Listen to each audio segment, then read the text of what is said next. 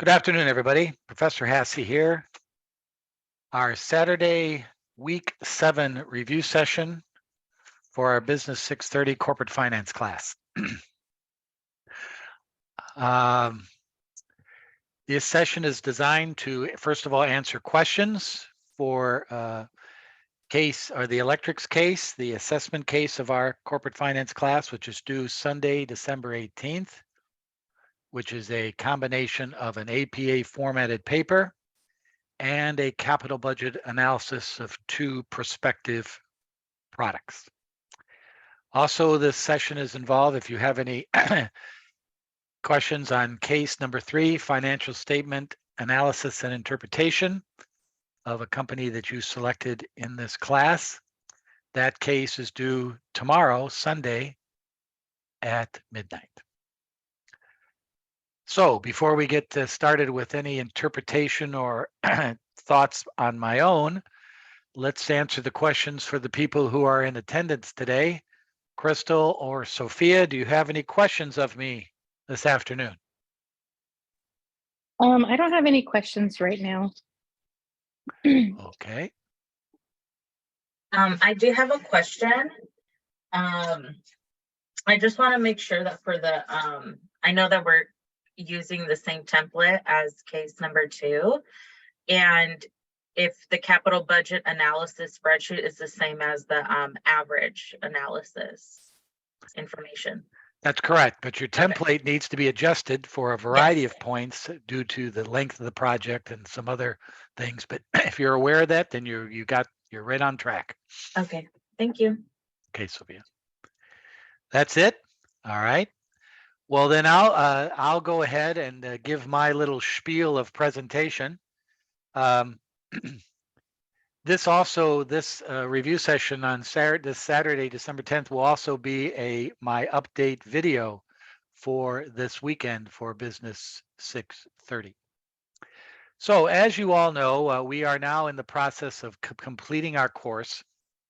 And this course has been the subject of corporate finance, which is basically designed to give the MBA student, first of all, the basic disciplines of financial management, maximizing shareholder value for a company, using the assets to create profit and cash flows to pay off investors on the right side of the balance sheet, the capital structure made up of debt and equity investors in your company. Part of that process is to understand financial statements. Part of that analysis and strategies to understand the credit markets and the markets that this capital comes from, and also the process of investment decision making in a capital budget analysis. And that's what we're doing with our final case, the electrics case. That is a case where a company has to make a decision due to the markets, due to the economy at the present time in that company. It is strategized by the management of the firm to perhaps invest in a new product. The product is to change the use of fossil fuels to electric energy to power automobiles. They have designed two products. Their decision is A, should we get into this market and are we going to make enough profit?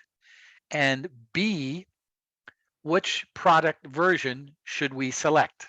And if you've read your case, the products are two controllers that determine the way that these products are created. An electric motor with a controller. The motor and the production of that motor is the same for both products. The products are I can't have a tough time of talking today. Too many Christmas cheer. Are differentiated by the controller of the product that converts the motor to electric power. And those controllers are the two different parts that make up the two different products of the product. Your job in this problem is to determine, first of all, the viability of the market and understanding that this is a smart move by this company. What is the cost of capital to acquire this $17 million of assets needed to convert these and provide these products? and then put together a capital budget analysis to determine the return of both of those products. Once that base analysis or average case analysis is done, then you do a sensitivity analysis of the two products, determining their scenario and sensitivity analysis or risk analysis of those products. After all those calculations and spreadsheets are calculated, then you are to interpret what that information tells you and make a recommendation to the company in your paper. So that's the project. And interwoven in this project and case are new different ways of looking at capital budgeting. As all of you know from your own personal professional careers with your companies or in any shape or form of your professional business life, every different project, every different strategy, every different nuance of a business is different. It's depending on the economy. It's depending on the product, the market. It's depending on the circumstances of the expenses, the revenues, and the cost. Not one project is alike. You looked at, in case number 2, a specific project and did that return analysis. And that case analysis had one conclusion, or somewhat of a conclusion. You're looking at a whole different way of looking at numbers and strategies in the electric case. Your job as an MBA student is to differentiate those variables, making sure you're properly accounting for the project and then making the decision. Well, let's take a look at the history of this capital budget analysis in this class and have that lead into our decision-making process and our strategic process of this electric case. So let me bring up some things here.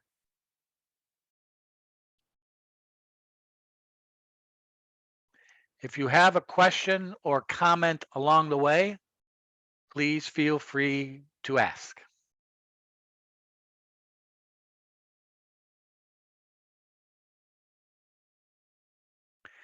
Here's our solutions to case number 2, where you are asked to determine the cost of capital and provide a capital budget analysis of a case of an investment of $700,000 over a course of a depreciable life of this asset of 7 years. Straight line depreciation over those 7 years, leading to a salvage value or a disposal value of this asset of $55,000. Your job was to determine whether this investment of $700,000 and all the variables are going to provide an adequate return to this company. And in this case, it's the overwhelming analysis of yes, it will be providing an adequate return. Almost $867,000 of net present value, a percentage return of 31.42% compared to a cost of capital of 8.26%. A profitability index of over 2 times greater than the cost or the investment, and a payback less than 3 years on a 7-year project. This is probably what you consider a pretty good return on investment. And if I was this company, I'd probably go ahead and do this.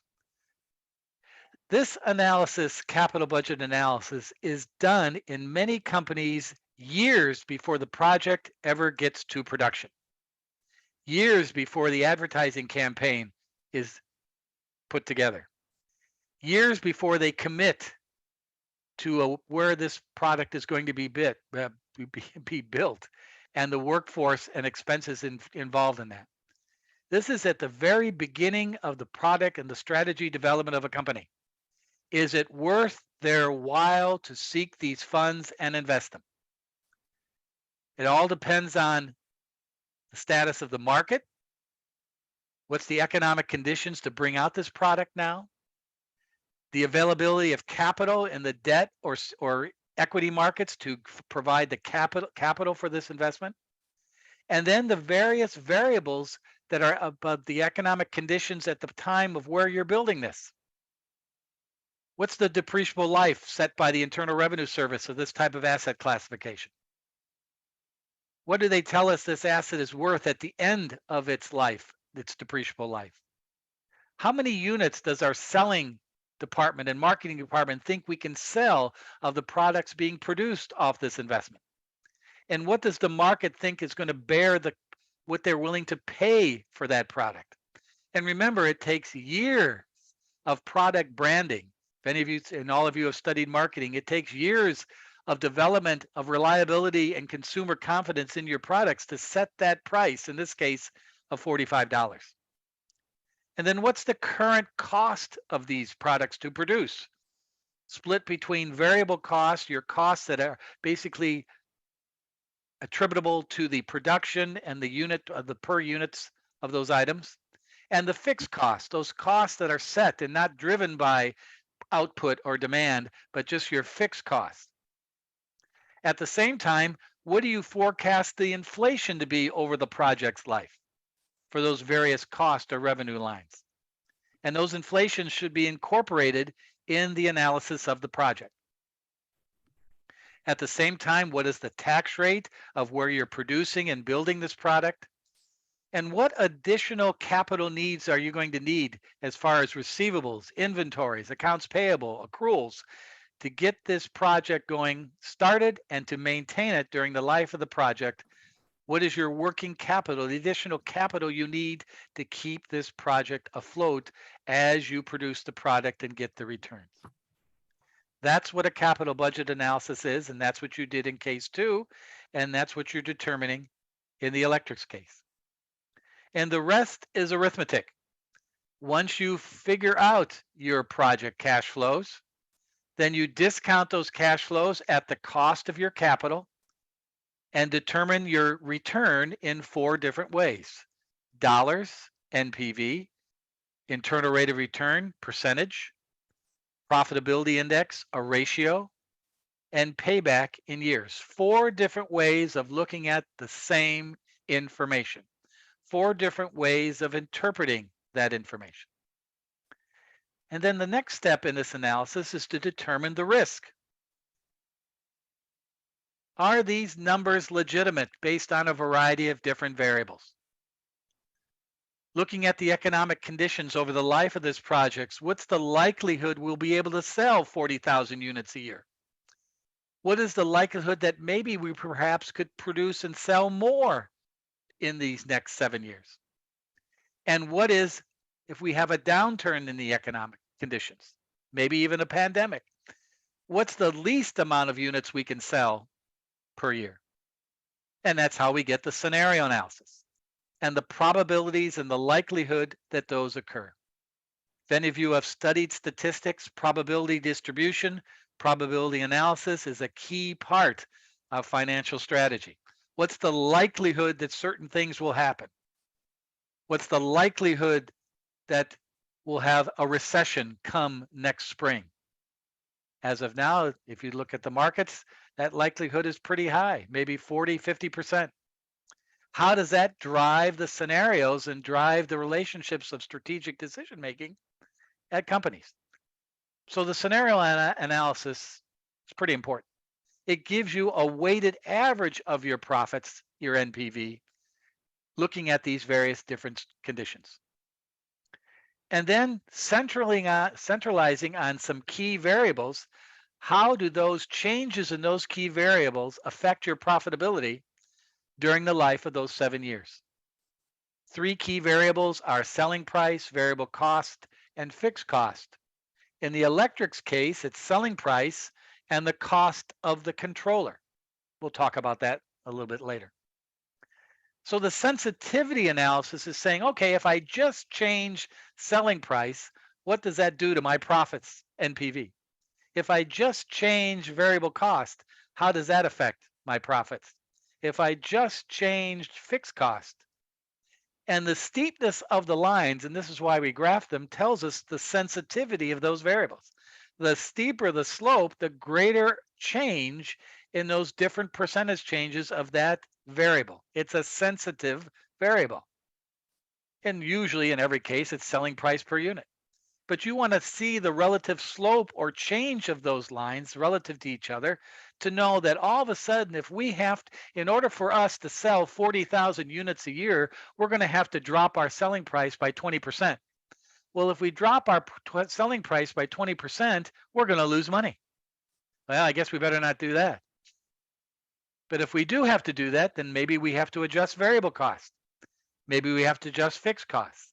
And maybe we have to build the product in another part of the world where there's no taxation and lower costs. Welcome to Apple Computer in the 1990s. Apple Computer could no longer build their products in Palo Alto and America. Too high a variable and fixed cost, too high taxation. So Apple Computer said, let's go to China, where there's very low cost, no taxation.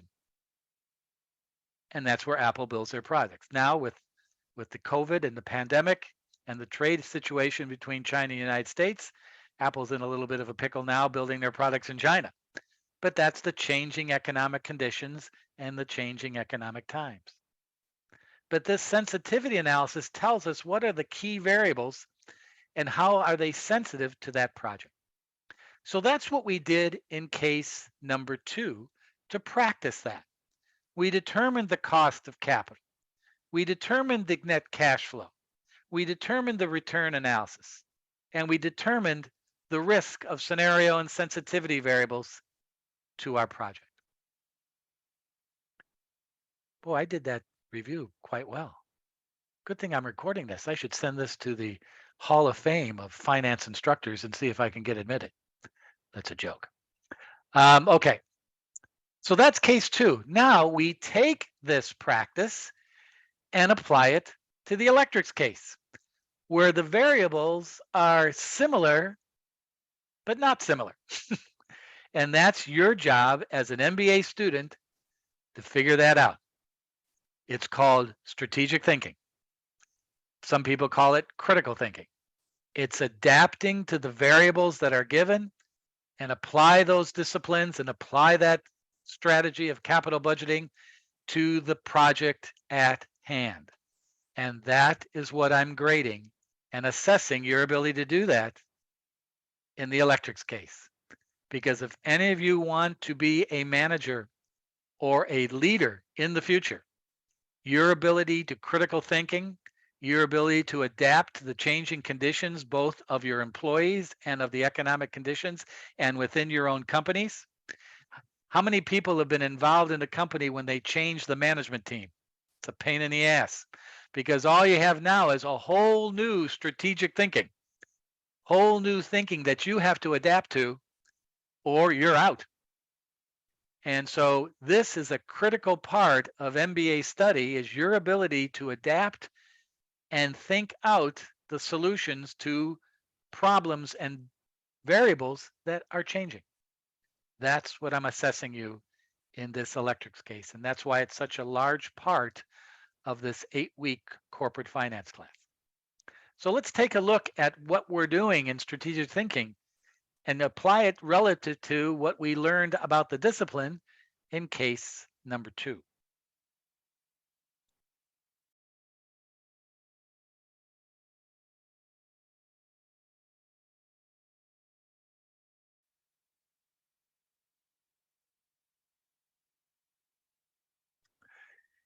The name of the company is the electrics case. And you've probably read this and yellow highlighted it until your eyes go cross-eyed in the last week, 2 weeks or so. And this is a case where a company, as we said earlier, has to decide on a new type of product to meet the changing needs of the marketplace. And one of these is to develop a technology for what is called a car conversion kit, to be able to convert a car from fossil fuel to electricity. Kind of a good idea, don't you think? It's probably going to be, the technology probably is a lot more crazier than this, but we try to keep it simple in this. So the proposal under consideration is for the introduction of a new car conversion kit to convert gas cars into electric ones. To distinguish electrics from other manufacturers, this proposal includes details about the efficiency and quietness of the operation of the motors and the need to be developed. The market says, why not? Let's try this. It's going to require a significant amount of investment. But if we can do this all on paper before we spend a nickel, all good for us. That's what your job is. There are two options for the control of the electric motor in these conversion kits, and this separates the two products. The CTX13, which is the most expensive of the controllers, and the MT78, which is the cheaper. Now, naturally, the cheaper controller has a higher warranty cost. Being cheaper means its likelihood to fail is greater. Thus, to incorporate that into a higher warranty cost. Your job is to determine which kit, the CTX13 or the MT78, is going to provide an adequate enough return to make this selection viable. You are the analyst on this job. So your job is to answer these 8 questions in your paper, providing this necessary spreadsheet backup or exhibits that give the reason why you're interpreting it this way. And the very first question is a marketing question, has nothing to do with capital budget analysis. Is how much importance should be given to the energy cost situation? Should this type of product even be considered today? That's your interpretation. And then the remaining questions 2 through 8 are to do the analysis exactly like we did in case number 2. Determine the cost of capital. Determine the cash flow. Determine the risk analysis. And determine the recommendation of the project. But you have to make these decisions and create these spreadsheets and create these exhibits with a special set of variables. That's your job in this one to do. And here are the variables, which again, many of you are familiar with. They give us 3 scenarios: a weak economy, an average economy, and a strong economy. Your first task is to create a capital budget analysis with the average as your base case. $9,200 selling price per motor. 40,500 units per year. This is an 8-year project. With the following costs. Labor costs, $4,250. Parts, $2,500 per unit. And a fixed cost of selling G&A of $9.5 million a year every year. That's for the motor. In addition, there's some other costs involved in the product, and this will distinguish your 2 different spreadsheets. The first cost, or the first phase, would be, all right, include the CTX13 as an additional cost. So now you add another $1,280 per unit to the $4,250 and the $2,500 as additional variable costs to produce this motor with this controller. You have the fixed cost of $9.5 million, but also you have another cost line that's variable, but it's a separate calculation per unit. It's warranty. Every unit produced every year, 1 through 8, that's 40,500 units every year, has a 5-year warranty for each unit. You have to determine the variable cost per unit of that warranty. How do you do that? They tell us in the problem that the warranty cost for 5 years each year for the motor is $75. For the CTX13, it's $90 per year. So that's $165 a year for 5 years. That's your warranty cost for every unit produced every year. Mr. Hassey, how am I supposed to do that and apply it to the average base cost analysis? Where I have the $4,250, I have the $2,500 and I have the $1,280 as my variable cost. You have to add another line of variable costs, call it warranty. But in order to do that, you have to determine, as it says here, the present value of this cost will be used as a cost figure for each electric motor. So $165 every year for 5 years, that $165 every year for 5 years is going to be discounted those 5 years back to one number using your cost of capital as your present value discount rate. And when you determine that, there's your variable warranty cost per unit for every year. Now you got another problem. The inflation rate in this project is 3%. Pity the poor people who are not attending this review session today. They're missing out on a lot of stuff. Fortunately, I'm recording it. All right, so the inflation rate is 3%. So I'm going to take 4,250. I'm going to take 2,500, and I'm going to take $1,280, total those all up, and there's my variable production cost for this product every year for every unit. Then I'm just going to increase that by 3% every year, just like we did in case number 2. But the warranty for the product is a little bit different. You're already going out 5 years. Year 1, year 2, year 3, year 4, year 5 at $165 a clip. So in this process, you have to inflate the 165 every year from year 2 through 5, and that's part of your expense cash flow. Then you take those totals and discount them back at your cost of capital.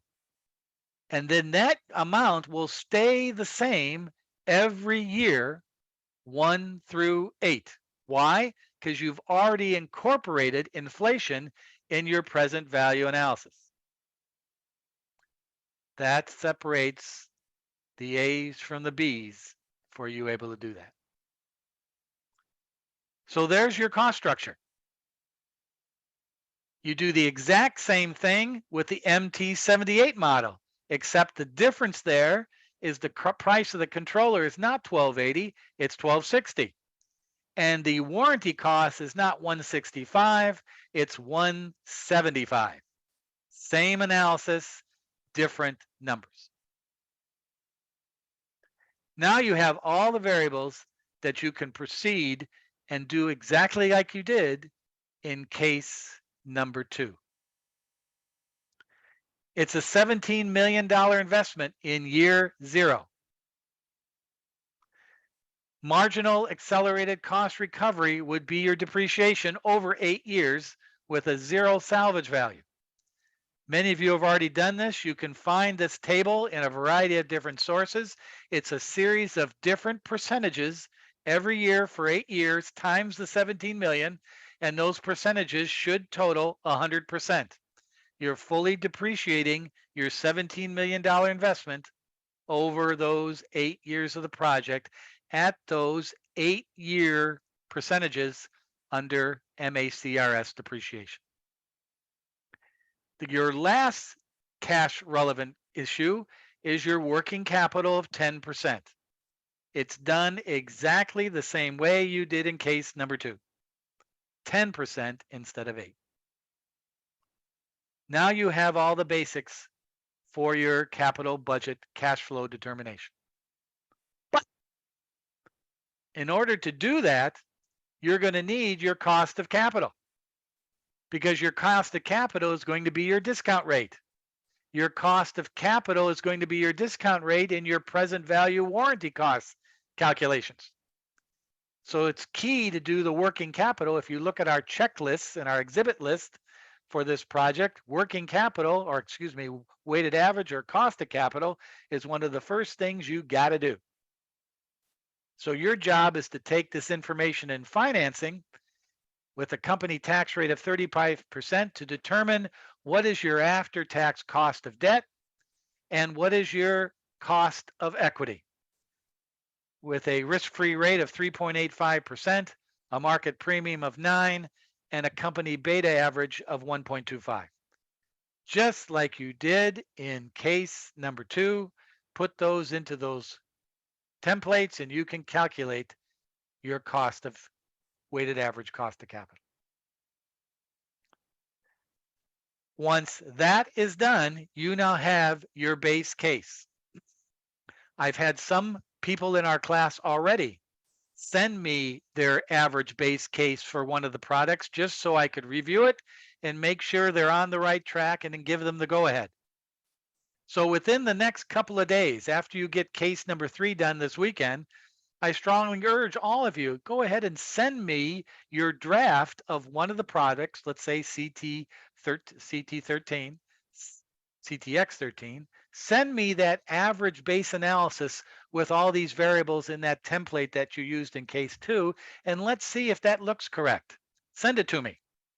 If it looks good, you can continue on and do MT78. If it doesn't look good, I will point you in the direction to clean that up. Isn't that nice of the professor to do that, especially during the holiday season when we're under stress and under duress? I think that's very nice. Notice how my voice has all of a sudden become quiet.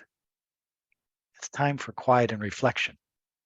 Can we do this? Yes, you will do this. One of the first things, and you guys are going to laugh at this, but it's a true story. One of the first things somebody asked me after I finished my MBA studies is, hey, do you know how to do a capital budget risk analysis? Yeah, I do. Show me. Then they know you're an MBA student. Trust me. Then they know you've been in an MBA program who has at least some knowledge of what the hell you need to survive out there in the strategic critical thinking world. Okay. Then once this is done and you have your average base spreadsheet for the CTX13 and the MT78, and you have your cost of capital and you're thinking pretty cool about yourself, then you have to go back to question number 6. And here's a whole nother set of ulcers. Question number 6 on page 3 of your things you need to address in this case is, use the average demand scenario, which you just did, to evaluate the sensitivity of the project's NPV with respect to sales price and the cost of the controller. So you have 2 variables. Remember, in case number 2, we had 3 variables: selling price, variable costs, fixed costs. In this case, you have 2. France beat England 2-1 today in soccer. Sorry, got to get that in. So you have 2 variables: the selling price of the motor. Remember, the selling price of the motor is $9,200 per unit. And the cost of the controller with percent deviations of 10, plus or minus 10, 20, and 30%. Now, the cost of the controller, again, is what separates the A's from the B's in this assessment. Because what is the cost of the controller? It's $1,280 plus the warranty. It's those 2 things. So you're going to have to go back to your analysis, and you already have the 1280, but you're going to have to add to that your variable cost present value rate to that 1280, and that's your cost of your controller. That's your variable for sensitivity to be put into that template like we did in case number 2. I want to see 2 lines. 1 line for selling price going left to right, and 1 line for cost of the controller going right to left. Expense versus revenue. And then that's your sensitivity analysis. And you do that scenario and sensitivity analysis for CTX13 and MT78. Once you do all that, I do not want to see your sensitivity analysis. The only thing I want to see that I will give you any direction on is your average base case analysis. I will not look at your sensitivity or scenario analysis. Sorry, you're on your own on that one. But this information I'm giving you today should help. And when you're all done with that, then you can answer question 8. Would you recommend the electrics accept or reject the project? What is the basis of your recommendation? So on Sunday night, December 18th, after having a nice glass of wine celebrating your academic accomplishment, you will post 2 folders to the Blackboard for the electrics case with no extensions allowed. Remember, I have to have the grades the next week and get those to you. And I have to have the grades given to the registrar's office. So no extensions after midnight, December 18th. You post late, 0. I hope everybody hears that. Sometimes people don't hear that. Post after midnight, December 18th. That's if you post Monday morning, you get a 0. Thank you. Okay.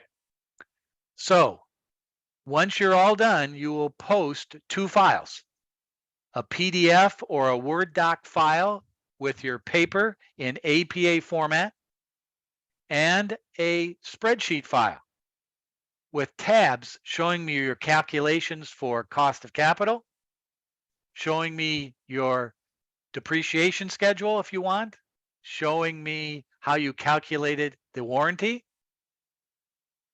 with tabs showing me the average case analysis for each of those 2 products, and the scenario and risk analysis for each of those 2 products.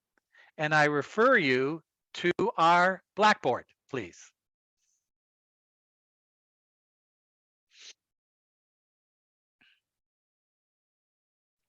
To the electrics case file folder. And this is what your spreadsheet exhibit file should look like. 9 tabs in one spreadsheet. Each tab showing me the various steps and studies of your analysis. If it doesn't look like that, I'm taking points off. If you just give me one spreadsheet file with all this information going hither and thither, and it's impossible for me to keep track of it, you're not going to get a very good grade on your assessment of the calculations of this case.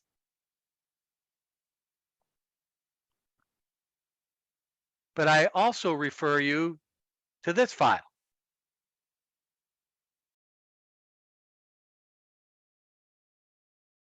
Bear with me.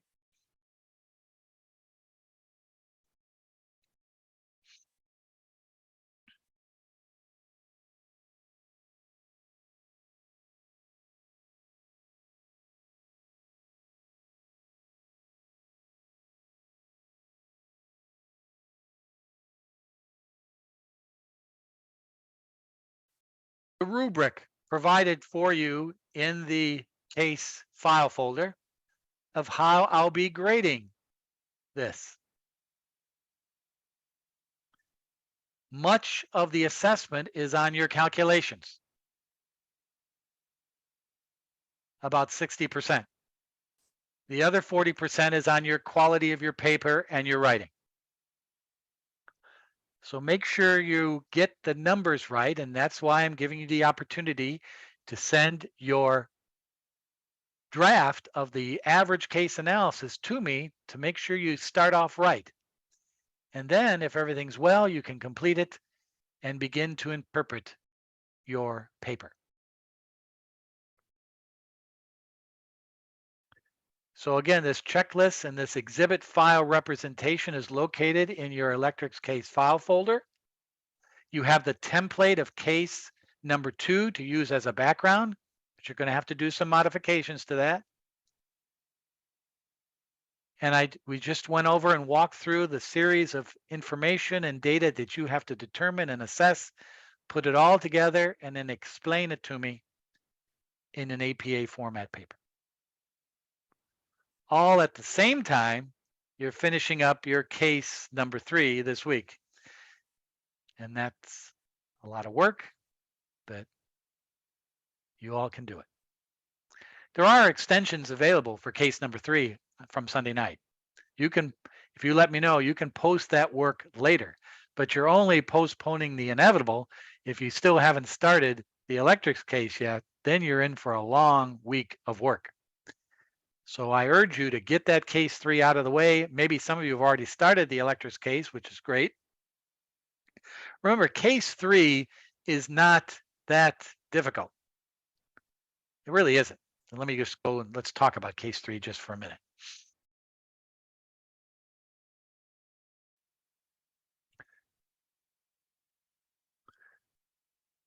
Case 3 is basically taking some information and writing about it. Your ability to research financial data from your specific company and find 4 analytical relationships from 4 different areas of financial analysis: profitability, asset management, liquidity, and debt management, and write about it. Compare the trend of 9/30/22 to 9/30/21. In your opinion, does this information tell you that the current is being managed efficiently? As an investor, would you invest in this company? And you put it in the context of a PowerPoint presentation of 10 slides. And a sample of that PowerPoint presentation is given to you in the case. The reason for PowerPoint presentation is I don't want to see a lot of writing. I want to see bullet points with your conclusions. Keep it simple and direct. This is not a paper of going on and on and on and on and on about explaining something. It's a quick, to the point data and information about what you think is going on at your company the last 2 years, 9/30/22 and 21.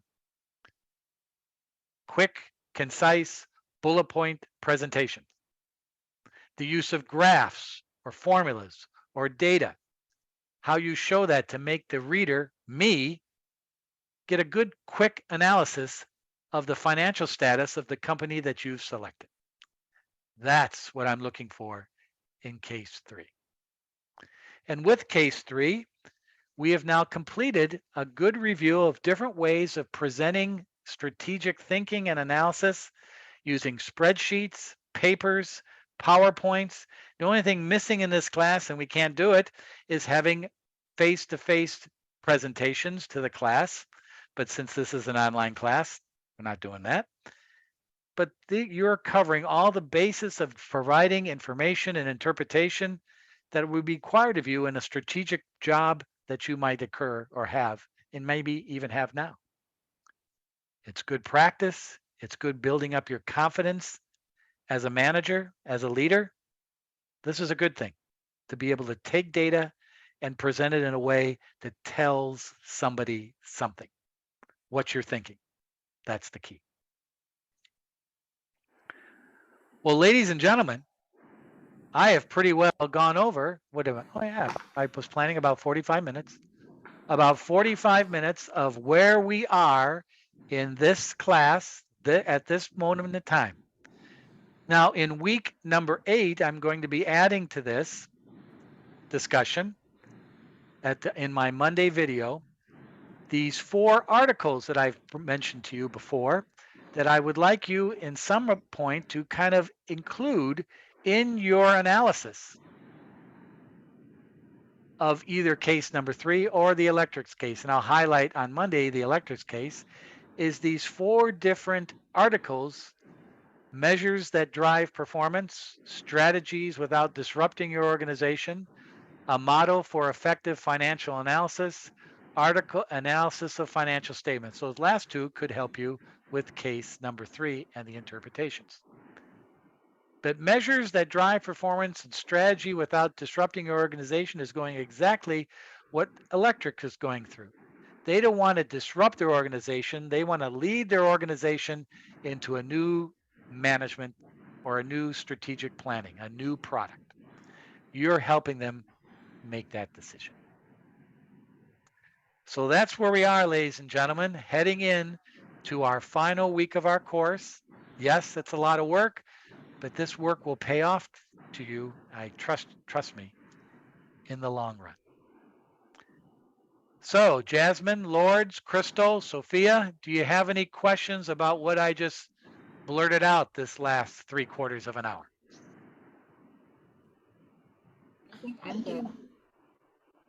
I do have a question, Professor Hesse.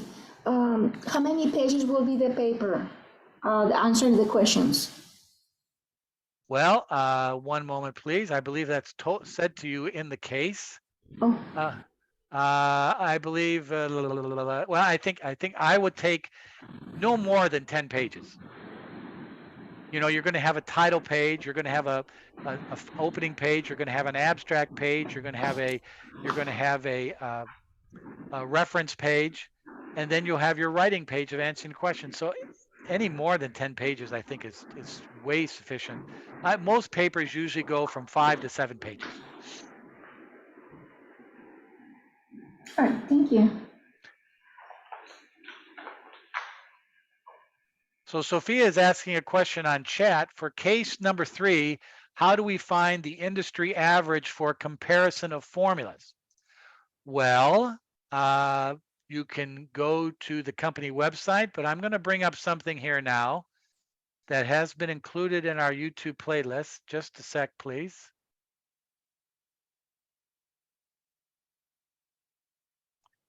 And it looks like I'm running out of memory because my computer is really slowing down, but let's do this. There we go. If you go to our YouTube playlist in YouTube,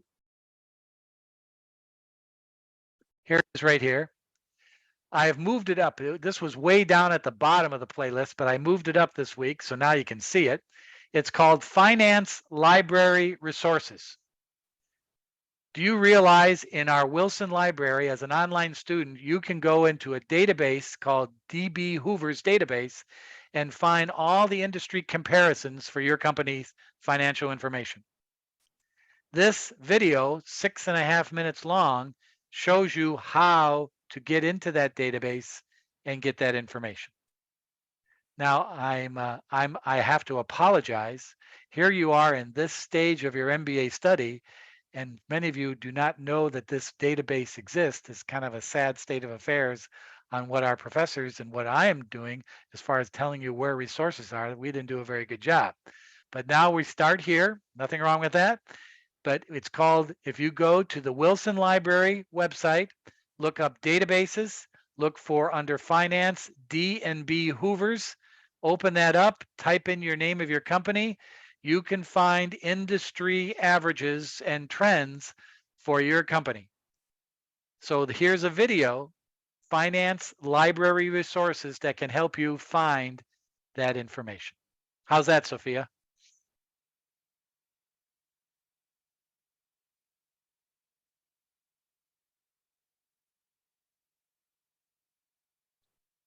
Don't want to talk, huh? Don't blame you. Okay, good, Sophia. Oh, Good. Does that make sense sorry. though? Okay, that makes sense. Also, Um, last resort, you know, you guys probably are used now to Yahoo Finance. You can go to Yahoo Finance to the menu for your company in Yahoo Finance and look up financial analysis or analysts and find some of that industry comparison information there as well in Yahoo Finance. I'm not guaranteeing it. It's based on the company and the availability of information, but also some of these industry comparisons are also located in a Yahoo Finance. But the best one is D&B Hoover's, your database that you guys all pay for in your tuition fees. You all pay for it. You have access to that. Matter of fact, just to give you some additional information, once you graduate from Laverne, you have access to that database for life. You just type in your email address and your ID, and you can do. I still use that database every day when I'm looking at stock options and stock information and investor information for companies. So you have that access for life. That database, which has all the publicly owned companies in America included in that database. Pretty good source of data. Take advantage of it. Know where it is. It's a good thing. Any other questions? I have one more question. Sorry about that. Hold it, Sophia. Never say you're sorry about asking a question. You sound like my kids when they're growing up. Don't do that. Every question is worthwhile because you're learning. Go ahead, Sophia. Thank you.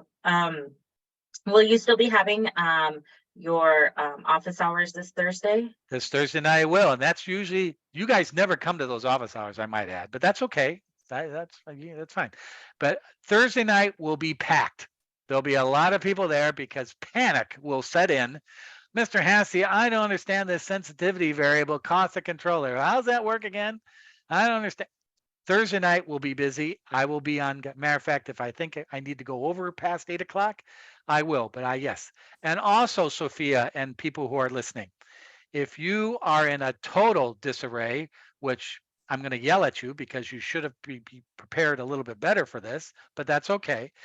And you need a special one-on-one Zoom session or anything like that in the next week, I am available. We can look at our schedules. And Mr. Hassey, can you talk to me Wednesday night at 7 o'clock? Yep, I'm free. There's no Christmas party. Let's do it. Or Mr. Hassey, next Saturday afternoon, when panic really sets in and I got to get this in by Sunday and I have no clue how I'm supposed to do this, I will be available throughout the week if you need special Zoom meetings. No problem. But I will be available for everybody. You can count on it Thursday night, this coming Thursday. Yes, Sophia. All right. Thank you. I found the YouTube link and the database. All right. Good job. That should help you. And Sophia and everybody, that's just a great thing to know for all your classes. If you store, how much longer you have in the program or even outside of the school, that is a great source of information about business. Oh, huge. And it's free. Well, kind of free. You guys pay $50 a semester for it, $50 a year for it. It's part of your tuition fees, $50. But when you graduate, it's free. You don't have to pay for it anymore. And you're a graduate. You got through Hassey's 630 class. You deserve free information.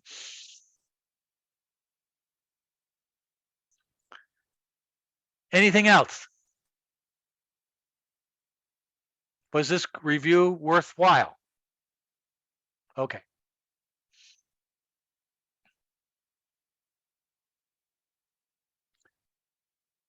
I kind of want to keep this review going because you know what I have to do next? Put up my friggin' Christmas tree, and I hate doing that. I don't want to do that. I want to postpone. I don't want to get to that this afternoon, but I guess I'm going to have to. Damn. All right. Couple more minutes. Think about what you've heard. If you have any last minute questions, if not, I'm going to pull the plug on this review session, and then I'm going to post this video in 3 different areas. I'm going to post it to the Zoom and YouTube links file folder where the history of all our videos are. I'm going to post it to the Business 630 course assessment file folder here as well. And I'm also going to post it to our YouTube site. So you'll have 3 ways of looking at this review video. And for some of us who I know have not been coming into our Blackboard very much this 8 weeks, this video will help you immensely in getting your final things wrapped up. And here's one last thing I want you to do for this weekend and heading into next week. And I'll remind you in my Monday video is make sure you take a look at the very front page of your Blackboard and where you stand grade-wise in this class. Case number 3 will be posted by Tuesday of this coming week. So by Tuesday, you'll know what your grade average is heading in to the electrics case posting. That's important. Know where you stand. Mr. Hassey doesn't have a grade for me for this case. What's going on here? I thought I posted my work. Check in with Mr. Hassey. Mr. Hassey, I see something doesn't look right in my grades. Now's the time to look at that now before it's too late next week and I start posting grades. So please take a look at your average, where you stand in class. Are you up to date with everything? And if you are, no worries. If you aren't and have some questions, this weekend, next week is a good time to ask them one-on-one with me or send me an email. We can do a Zoom, but make sure you understand where one of the tough things about this online thing, and it's a two-way street.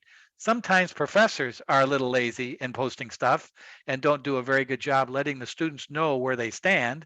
And also, students sometimes aren't engaged in the class because it is online and they never know what's going, they never want to make the effort of what's going on with their grade.